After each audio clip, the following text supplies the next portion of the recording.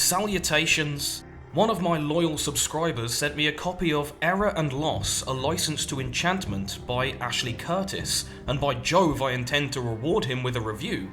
Like my previous book review, I shall first talk about the book as a whole before going into each chapter. It's evident from some of the quotes that the book is partially influenced by Nietzsche, and it really shows. Much like Old Freddy, Curtis has identified a serious problem in the modern worldview, but has ultimately got the wrong end of the proverbial. She tackles the issue from a novel perspective and raises some very interesting questions. I love it. But she fails to argue effectively or give satisfactory answers to them. I loathe it. And her conclusions are frankly bewildering. I loathe it. Curtis claims that she is going to use the methods of science to disprove scientific materialism, for which she gives a specific definition. This is a promising start, like that of the previous book I reviewed, The Quantum Hermetica. However, before she gets into that, she talks about what she sees as the downside of scientific materialism, which is that it lacks a subjective sense of enchantment, meaning, wonder, etc. My concern is that this is overly sentimental and won't do anything to convince precisely the kind of people who need convincing, and if anything is going to give them a poor first impression. You may as well tell someone that they should believe in Mechagodzilla because it would be really cool if he was real. For the record, my problem with materialism is that it's factually incorrect. It's fiction. In Chapter 1 of Error and Loss, we receive our definition of scientific materialism, which I am going to shorten to SM because I'm going to be saying it a lot. In short, it is any conception of the cosmos as an indifferent, value-free physical reality that can exist, and has existed, independent from any consciousness. This worldview, we are told, is ubiquitous because it is falsely associated with technology. Experiencing the power of technology on a daily basis drives it deep into the subconscious. It takes something more than logical arguments to shake off this association. I agree with this, and I like where this is going, but I also think that logical arguments are extremely important. Materialists have strange and wondrous experiences all the time, but they are easily able to explain them away. You know, it turns out he's not a werewolf, he's just Greek. In Chapter 2, we are presented with brief touches on 4 common arguments against SM. Now, Curtis wants to show that such arguments are not good enough on their own, because they do not cut to the root of the problem. It strikes me that she has selected some particularly weak arguments, and I'm not sure whether she did so on purpose. If I were arguing against a materialist, I would not use any of these. The most compelling arguments, such as the argument from motion, the problem of universals, and the problem of the one and the many, are not mentioned at all. Surely you can do better than that? Firstly, we get the problem of consciousness. Even if we can map the exact neuron activations that correspond to every possible feeling, thought, or sensation, this does absolutely nothing to close the gap between the brain and the mind. It is impossible to point to a pattern of molecules and say, this is sadness, because that's not what sadness is. It may correspond to sadness, it may even be the cause of sadness, but neurons firing and the subjective feeling of sadness are categorically different things. This is a portrayal of deep clinical depression. Secondly, the SM position on values and ethics is said to be disingenuous. The claim is that ethics are an adaptation for the survival and propagation of genes, but the people who claim to hold this view do not base their ethical positions on the survival or propagation of genes. Thirdly, there is the question of why there is something rather than nothing. The scientifically neutral position is that we should expect there to be nothing in the absence of a cause, and the existence of the universe itself requires an explanation. If SM can't explain why there is something rather than nothing, then it cannot even in principle form the basis of a coherent worldview. Finally, we get a point about objective truth. According to SM, truth is nothing other than a neuron activity taking place in the human brain. If this is the case, then truths don't exist objectively, they are figments of human imagination. So either SM is true provisionally as a subjective concept, or it is objectively true outside of the human mind. If either of these is the case, then SM itself is not true. Now, despite Curtis pitting her own solution against these suspiciously weak arguments, the hype is steadily building for what she could possibly have in store for us. This is 100% real, the energy level is just rising. In Chapter 3 of Error and Loss, we are introduced to the titular loss. We modernites are less perceptive, taking less notice of things which could potentially be important, because these details are not invested with inherent significance. In a world where birds are omens and the wind has a voice, one would expect to have greatly improved in-the-moment awareness, focus, and mindfulness. From a Darwinian evolutionary perspective, it's clear how this state of mind is useful in a hunter-gatherer environment, where it would make such things as tracking prey, spotting edible plants, and avoiding venomous snakes easier. These faculties have atrophied as a result of post-industrial living. This is supported by other research I have seen, which shows that the drop in selection pressure caused by industrial technology leads to the loss of pro-survival traits. The older experience can be recaptured to a degree, however. Curtis claims that it briefly appears when she leaves a cinema, and that it slowly grows when she is in nature and away from all technology. To put down that notebook and take in some of the beauties of nature. Pick up a rifle. She also uses emotive language to talk about the experience of the animistic view of the world, calling it more vital and intense than the modern one. I think I know what she means, because I've had experience being in the woods for extended periods, but I reiterate my prior criticism that this is just fluffy window dressing without any substance, and her use of these ideas is quite vague. Anyway, the main point is that whether it's animism in the wild or materialism in the city, you believe it so long as you can feel it. It's present to you at a level deeper than dialectical thought. The right circumstances can make you frightened of ghosts no matter what you profess to believe. Yes. There's more of gravy than of grave about you. I contest that while this is an interesting point, we should only want to hold on to this deeper feeling if there actually are ghosts to be afraid of. In Chapter 4, we are introduced to one of the two premises that form the basis of the book's main argument.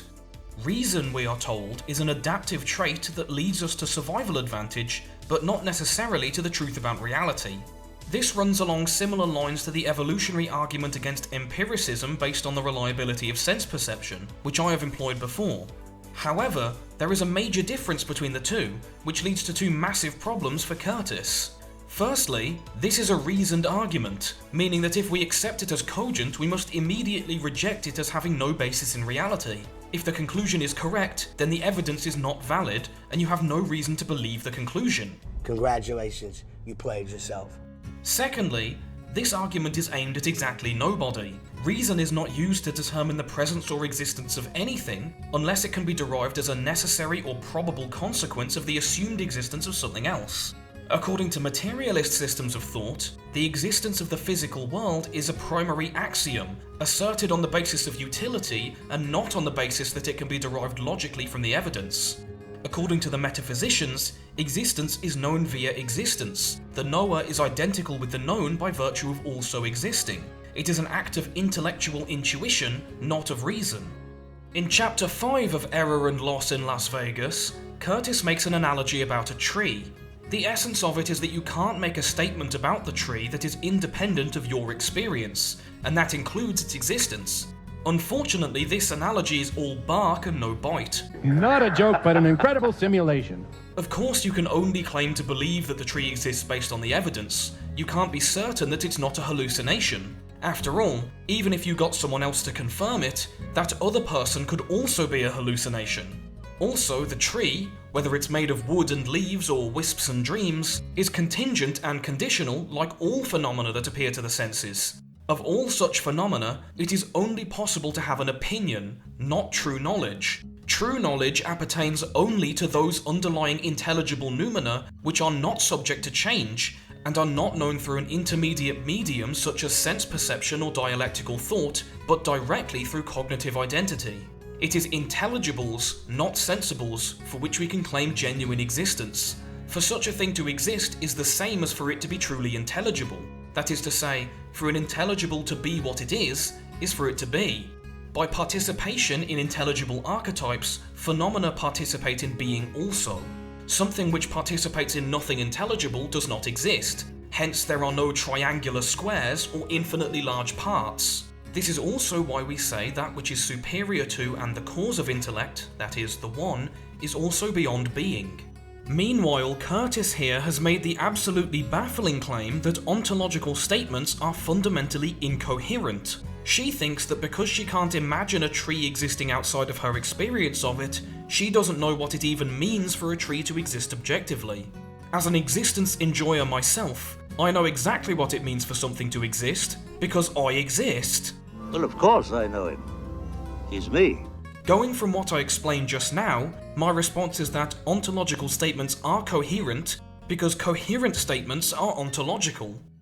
In Chapter 6 we receive a second analogy, wherein we imagine someone blind from birth whose experience of the tree is profoundly limited. As there are aspects of the tree which the blind person cannot even imagine, so too there may be aspects to the tree that we cannot imagine, hidden depths which our senses are totally unable to penetrate. This is actually a fantastic thought to hold on to. This is based... It would make for an excellent mental exercise to stare at a commonplace object and contemplate that everything you could possibly perceive about it may be only the tip of the iceberg, the unfathomable depths of nature hiding behind the veil of your mortal senses. Curtis's point is that if either of these analogies works, then SM falls apart. Either the tree is nothing but our own experience of it, or there are dimensions to the tree which are absolutely inaccessible to the scientific method. If the latter is true, then this includes the physical world outside of our experience of it.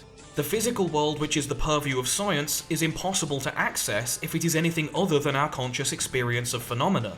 This reminds me significantly of Bernardo Kastrup's brand of idealism.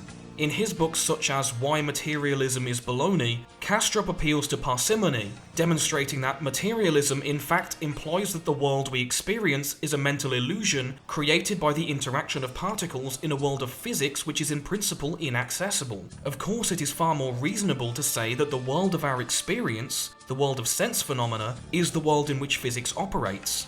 This does not preclude the existence of aspects of the world which humans can't see, any more than the existence of Australia is precluded by the fact that I haven't been there.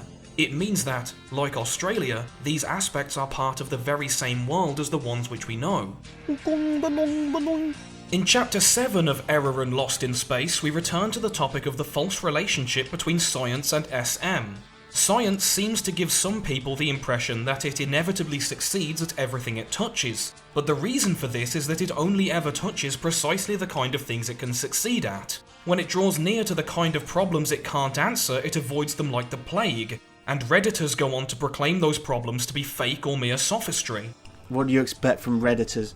Unfortunately, Curtis also demonstrates a false association by equating science with human reason.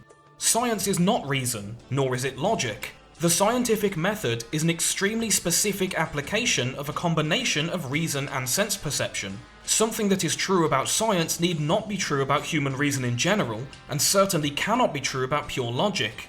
My point being, when we use dialectical reason about ethics, epistemology, ontology, metaphysics, or theology, we are not using the scientific method. Curtis mistakenly believes that because science can't be used to handle these subjects, they are beyond the scope of reason. Ah, that was the mistake. Now in Chapter 8 we get the culmination and convergence of what we've had so far. Human reason, according to Curtis, has given us a Darwinian advantage by granting us the power to create technology, but it has also cursed us to attempt vainly to apply that reason to the mysteries of existence. Sometimes my genius it's almost frightening. The veil of Isis is impossible to penetrate with the help of reason, and the questions we create by putting reason where it doesn't belong are actually meaningless. It's a tantalizing idea, almost Lovecraftian.